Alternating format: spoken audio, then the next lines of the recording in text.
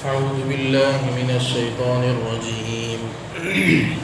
بسم الله الرحمن الرحيم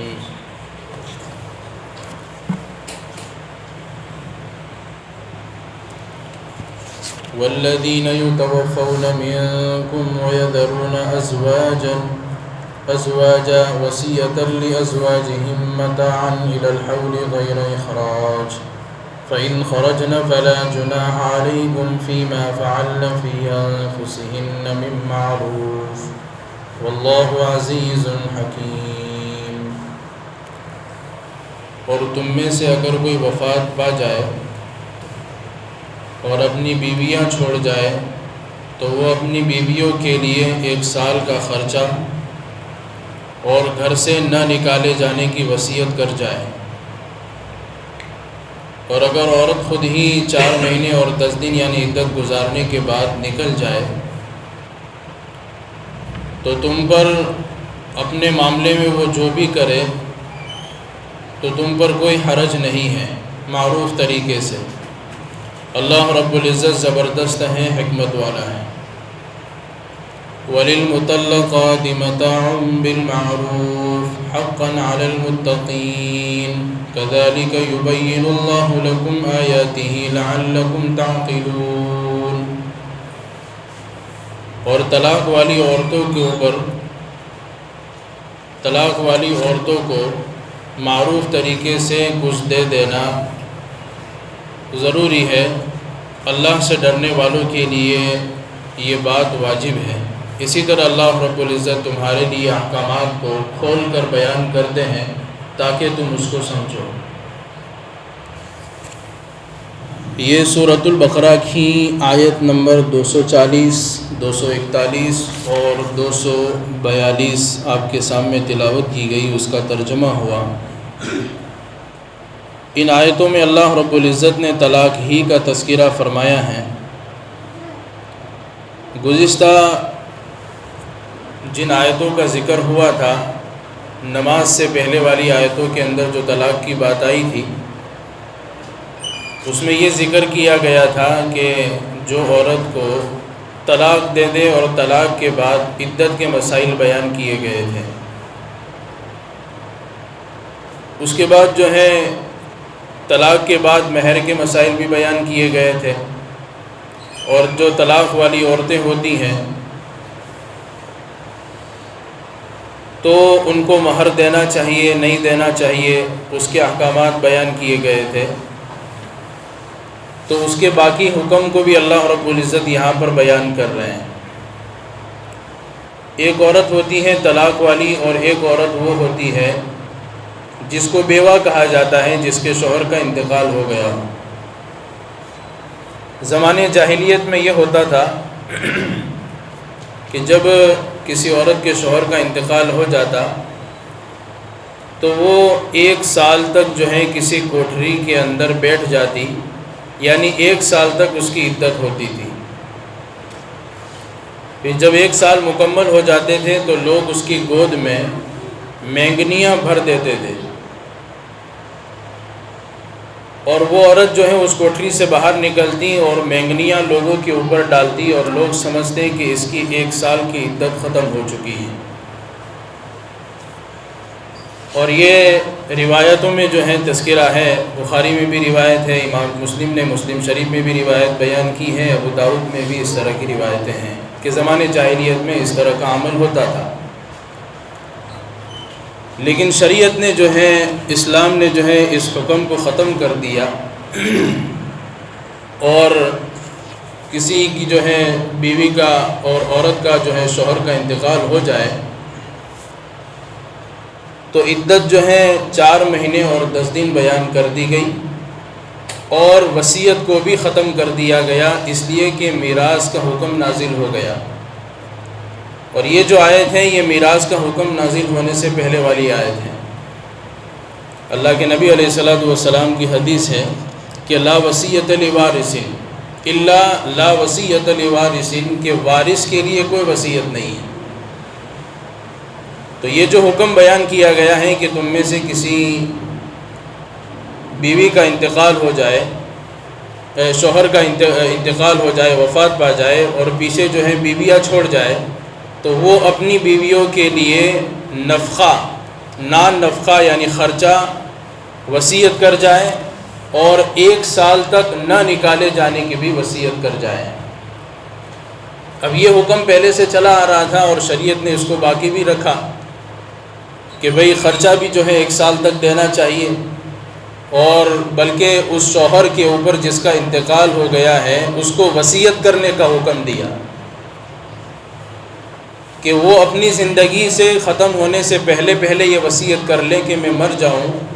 تو 1 سال تک میرے مال کے اندر سے میری بیوی کو خرچہ دیا جائے، اور میرے اپنے گھر سے 1 سال تک اس کو نہ نکالا جائے۔ یہ وصیت کرنے کا حکم جو ہے شوہر کو دیا گیا۔ ہاں اگر جو ہے عدت ختم ہونے کے بعد جیسے 4 مہینے 10 دن کی عدت ہے، اور جب یہ آیت پچھلی آیتوں کے اندر بھی آ گئی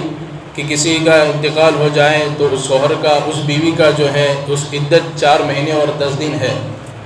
تو یہ آیت نازل ہونے کے بعد جو ہے 1 سال کی جو عدت پہلے سے چلی آ رہی تھی اس کو ختم کر دیا گیا، گویا یہ آیت منسوخ ہوئی اور وہ آیت ناسخ ہوئی۔ یعنی جو 4 مہینے اور 10 دن والی آیت جب نازل ہو گئی تو وہ حکم باقی رہ گیا اور یہ حکم ختم ہو گیا کہ اب جو ہے 1 سال کی عدت نہیں ہوگی بلکہ 4 مہینے اور 10 دن کی عدت ہوگی۔ اسی طریقے سے وصیت کا معاملہ پہلے سے چل رہا تھا کہ 1 سال تک کی جو ہے وصیت کر جاویں کہ اس کے مال کے اندر سے بیوی کو خرچہ دیا جاوے گا، تو یہ حکم بھی جو ہے وراثت کے احکام نازل ہونے کے بعد ختم ہو گیا کہ جب وراثت کے احکام نازل نہیں ہوتے تھے تو عورت جو ہے، شوہر جو ہے، مرد جو ہے جس کی وصیت کرتا تھا اس کو مال دے دیا جاتا تھا کہ اگر بیٹے کی وصیت کی ہے تو بیٹے کو مال دے دے، باپ کی وصیت کی ہے تو باپ کو مال دے دے، بھائی کی وصیت کی ہے تو بھائی کو دے دے۔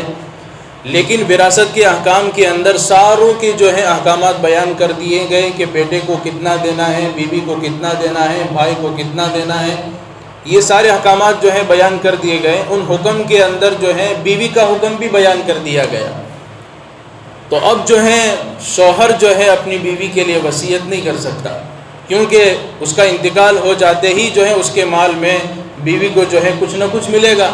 تو وہ جو کچھ نہ کچھ اس کو ملنے والا ہے وہ عدت کے درمیان اسی کے اندر سے خرچہ چلاوے اور اسی کے اندر سے استعمال کرے۔ پھر آگے فرمایا گیا کہ فَإِنْ خَرَجْنَ فَلَا جُنَاحَ عَلَيْكُمْ فِي مَا فَعَلْنَ فِي أَنفُسِهِنَّ مِن مَّعْرُوفٍ،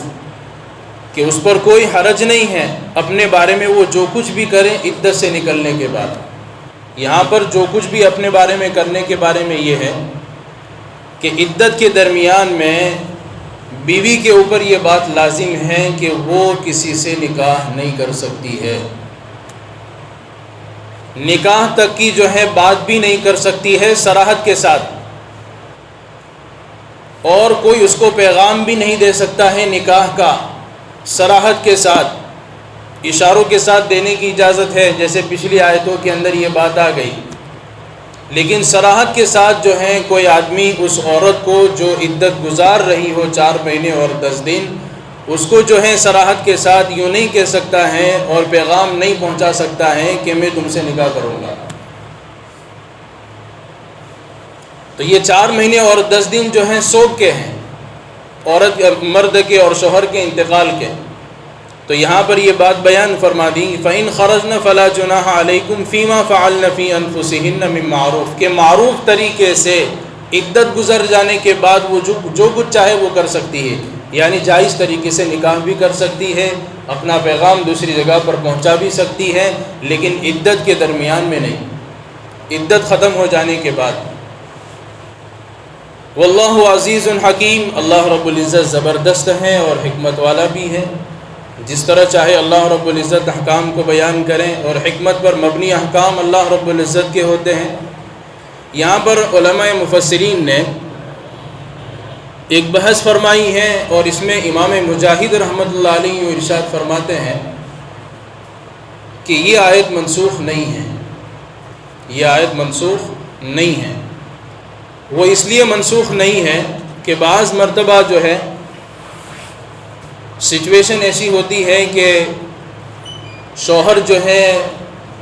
تنگ دست ہوتا ہے، اس کے پاس اپنے پاس کچھ مال نہیں ہوتا، اور جو ہے رشتہ دار جو ہے اس عورت کا ساتھ نہیں دیتے، تو پھر وہ خرچہ کہاں سے لائے گی؟ وہ خرچہ کہاں سے لائے گی جبکہ جو ہے شوہر کے پاس پہلے سے ہی کچھ نہیں ہے؟ لیکن دوسرے علماء کرام اور علماء مفسرین نے، بلکہ جمہور علماء کا اس بات پر اجماع ہے کہ یہ آیت منسوخ ہی ہے۔ یہ آیت کیا ہے؟ منسوخ ہی ہے، یعنی یہ حکم ختم ہو گیا ہے وصیت کرنے کا بھی اور 1 سال تک خرچہ دینے کا بھی۔ 1 سال تک خرچہ دینے کا حکم جو ہے منسوخ ہو گیا۔ ہاں 4 مہینے اور 10 دن کا جو ہے خرچہ شوہر کے مال میں سے ہے، وہ بھی وراثت والا، اس میں وصیت نہیں ہے کہ جو حصہ عورت کو مل گیا ہے اسی میں سے خرچہ لے لے۔ اور اگر شوہر کے پاس جو ہے سمجھو کہ پہلے سے کچھ نہیں تھا تو وارثوں کے ذمے ہے، یعنی شوہر کے وارث دوسرے جو ہیں ان کے ذمے ہے کہ اس عورت کا خرچہ اٹھائیں، جو دوسرے رشتہ دار ہیں، چاہے اس کے اپنے بیٹے ہوں، اس کی اپنی بیٹیاں ہوں، جو کوئی بھی ہو، وہ خرچہ اٹھائے گی اس عورت کا جو عدت گزار رہی ہے۔ پھر آگے جو دوسرا حکم بیان فرمایا ہے کہ طلاق والی عورتوں کو کچھ سامان دے دینا معروف طریقے سے۔ یہ پیچھے والی آیتوں کے اندر اس کی تفصیل آ گئی ہے کہ طلاق والی جو عورتیں ہوتی ہیں وہ مختلف ہوتی ہیں۔ کچھ طلاق والی ایسی عورتیں بھی ہوتی ہیں کہ جن کا مہر مقرر نہیں ہوا ہوتا، اور جو ہے میاں بیوی نے جو ہے آپس میں ملاقات بھی نہیں کی ہوتی ہے، صحبت بھی نہیں ہوئی ہوتی ہے، اور اس سے پہلے طلاق کا معاملہ ہو جاتا ہے۔ تو پھر مہر کا کیا حکم؟ اس کو کچھ دینا چاہیے نہیں دینا چاہیے؟ تو علماء نے اسی جو ہے قسم کا یہاں پر تذکرہ فرمایا ہے کہ یہی قسم جو ہے اس آیت میں مراد ہے، حقاً علی المتقین، اللہ سے ڈرنے والوں کے لیے یہ جو ہے واجب ہے، ضروری ہے کہ اس کو کچھ نان نفقہ دے دیا جائے۔ باقی 3 جو ہیں قسمیں اور ہیں جن کے اندر دینا واجب ہے۔ اور آگے پچھلی آیتوں کے اندر یہ بات آ گئی تھی، حقاً علی المحسنین آیا تھا، جیسے پچھلی آیت کے اندر ہے کہ علی الموسع قدرہ وعلی المقتر قدرہ متاعا بالمعروف حقاً علی المحسنین، کہ احسان اور سلوک کرنے والوں کے اوپر یہ بات لازم ہے۔ لیکن یہی تذکرہ جب یہاں پر آیا تو فرمایا حقاً علی المتقین، اللہ سے ڈرنے والوں کے اوپر یہ ضروری ہے۔ گویا وہ حسن سلوک کا معاملہ تھا تو صحابہ کو لگا کہ جو عمل کرے تو بھی ٹھیک، نہ عمل کرے تو بھی ٹھیک، لیکن اللہ رب العزت نے دوسری آیت میں یہ بات جو ہے بیان کر کے اس کو واجب قرار دے دیا کہ نکاح کا معاملہ تو ہوا لیکن مہر مقرر نہیں ہوا تھا اور میاں بیوی کی آپس میں ملاقات بھی نہیں ہوئی تھی، تو اس وقت بھی جو ہے یہ حکم ہو گیا کہ طلاق کے بعد جو ہے اس عورت کو کچھ نہ کچھ دے دیا جائے۔ یہ واجب ہے۔ کس کے لیے واجب ہے؟ علی المتقین، اللہ سے ڈرنے والوں کے لیے۔ یعنی اس کو جو ہے علماء نے وجوب کا درجہ دیا، کچھ نہ کچھ دینا۔ اب دینے کے اندر کیا ہے؟ آدمی اپنی حیثیت کے مطابق دے دے، جیسے پچھلی آیت کے اندر یہ بات آ گئی، اللہ نے وسعت دی ہے تو اس اعتبار سے وسعت والا معاملہ کریں، اور اگر اللہ نے ہاتھ جو ہے تھوڑا کمزور رکھا ہے تو اس اعتبار سے اس عورت کے ساتھ معاملہ کریں۔ شریعت کے حکم کے اندر کتنی باریک بینی ہے کہ میاں بیوی آپس میں جدا ہو رہے ہیں لیکن اس جدائی کے وقت بھی جو ہے جھگڑے کا معاملہ نہیں بلکہ احسان اور سلوک کے معاملے کے ساتھ الگ ہو، اچھائی کے ساتھ الگ ہو۔ لیکن جو ہے ہمارے معاشرے کے اندر جو ہے طلاق ایک ایسی چیز بن گئی ہے کہ طلاق جب بات بولی جاتی ہے، کسی گھر کے اندر طلاق کا معاملہ ہوا تو وہ جو ہے ایک جھگڑے کی شکل ہوتی ہے، ایک جھگڑے کی شکل ہوتی ہے، حالانکہ طلاق کا آپشن جو ہے بہت اخیر میں ہے، اور اگر طلاق دینی بھی ہے اور عورت کو کہ ہر جو ہے سارے جو ہے پیدرے آزما لیے اور ساری جو ہے قرآن کی باتیں آزما لی، کہ نصیحت بھی کر لی، اس کا بستر بھی الگ کر دیا، اس کو تھوڑی سی مار بھی مار لی، ساری چیزیں اپنا لی، لیکن پھر بھی جو ہے ہم کس عورت کو طلاق دے رہے ہیں تو احسان اور سلوک کے ساتھ اس کو جدا کریں، کچھ لے دے کر جو ہے معاملہ ختم کریں کہ جاتے ہوئے بھی تمہارا احسان اور تمہارا اس کے اوپر اچھا سلوک ہو۔ اور یہ سلوک جو ہے اللہ رب العزت نے بار بار جو ہے طلاق کی آیتوں کے اندر بیان کیا ہے، بار بار بیان کیا۔ جب بھی طلاق کا تذکرہ آیا تو فوراً جو ہے ایک لفظ آتا ہے بالمعروف، معروف طریقے سے، بھلائی والے طریقے سے جو ہے عورت کو جدا کرو۔ ہم نے جو ہے اللہ کے نبی علیہ الصلوۃ والسلام کے بارے میں بھی سنا ہوگا، پچھلی جو ہے تفسیر میں بھی اس کا تذکرہ ہوا تھا کہ اللہ کے نبی علیہ الصلوۃ والسلام کا اپنی بیویوں کے ساتھ جو معاملہ ہوا تو اس میں اللہ رب العزت نے بعد میں یہ حکم نازل فرمایا تھا کہ نبی اپنی عورتوں کو یہ بات کہہ دو کہ اگر وہ دنیا چاہتی ہیں تو ان کو کچھ دنیا دے کر بھلائی اور احسان کے ساتھ ان کو جدا کر دو، بھلائی اور احسان کے ساتھ ان کو کیا کر دو؟ جدا کر دو۔ اور اگر وہ آخرت چاہتی ہیں تو تمہاری اپنی زندگی میں رہے۔ تو جدا ہوتے وقت ابھی کوئی جھگڑے کا معاملہ نہیں، الگ ہوتے وقت ابھی کوئی جھگڑے کا معاملہ نہیں، بلکہ احسان کر کے آدمی اپنی عورت کو جدا کرے، طلاق دے دے۔ اسی لیے شریعت نے جو ہے بہت اس بات پر زور دیا ہے کہ اگر آدمی کو طلاق دینی ہی ہے تو ایک طلاق دے، 3 طلاق نہ دے۔ یہ 3 طلاق طلاق رجعی ہوتی ہیں۔ آدمی کو اس بات کا اختیار ہوتا ہے کہ عدت کے درمیان میں اپنی عورت کو اپنے پاس بلا لیں، یا پھر عدت ختم ہو جائے گی تو خود بخود نکاح ٹوٹ جائے گا اور عورت اپنے راستے پر چلی جائے گی، مرد اپنے راستے پر چلا جائے گا۔ اس کے بعد بھی مرد کو جو ہے کتنا اچھا اختیار دے دیا گیا کہ واپس نکاح کر کے اپنے نکاح میں لا سکتا ہے۔ لیکن 3 طلاق کا معاملہ ایسا خطرناک ہے کہ عورت ہاتھ سے گئی تو گئی اور عدت کے درمیان بھی رجوع کا کوئی حق نہیں، اور پھر جو ہے واپس اپنے نکاح میں لانے کے لیے پتہ نہیں کتنی ساری باتیں جو ہیں ہوتی ہیں۔ بہرحال اللہ رب العزت نے یہاں پر جو ہے اسی حکم کو بیان کیا ہے، پچھلے حکم کی جو ہے تائید فرمائی ہے کہ اگر جو ہے کسی عورت کو طلاق دی گئی اور ایسی عورت ہے کہ اس کا مہر مقرر نہیں ہوا اور میاں بیوی کی آپس میں ملاقات یعنی صحبت نہیں ہوئی اور طلاق کا معاملہ وجود میں آ گیا، تو اس مرد کے لیے واجب ہے، اس مرد کے لیے ضروری ہے کہ عورت کو کچھ نہ کچھ دیں۔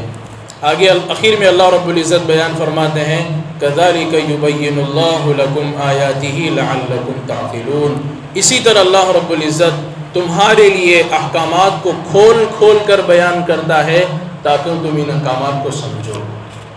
اللہ کیا کہتے ہیں؟ اخیر میں نصیحت کر رہے ہیں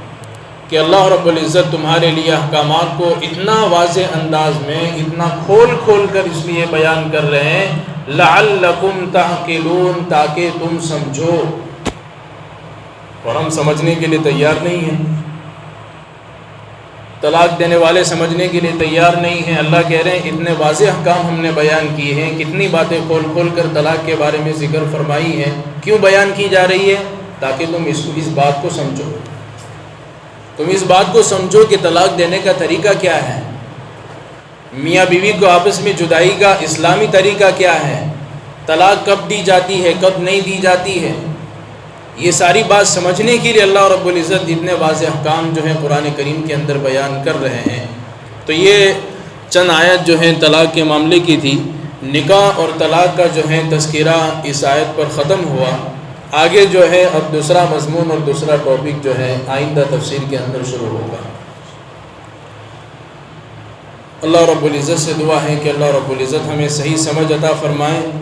دین کے معاملے میں، اور اس طرح کے معاملات میں جو ہے علماء سے مسائل معلوم کر کے جو ہے ہم آگے قدم اٹھائیں۔